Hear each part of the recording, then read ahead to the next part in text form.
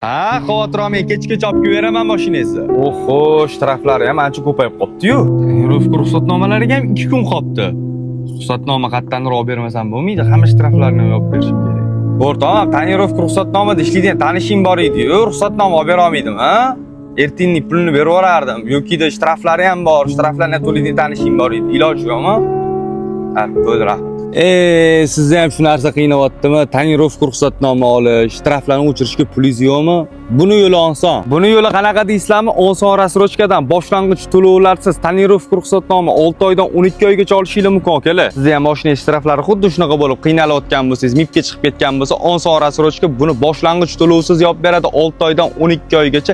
Rasmiy ish joylar umuman shart emas. Qizig'i akalar, mashinangizga aksessuarlar kerak bo'ladigan bo'lsa ham, oson rassrochka bularni boshlang'ich to'lovsiz sizlarga xarid qilishingizga yordam beradi. Oson rassrochka obunachilariga bitta dona tonirovka ruxsatnoma tekinga beradi. Dominant punktimizni ham tekinga bera olamiz. Mana shu postimizga like bos, kommentariy yozib qoldirasizlar. Даже obuna bo'lib qo'ygan bo'lsangiz, skidka qilib beramiz.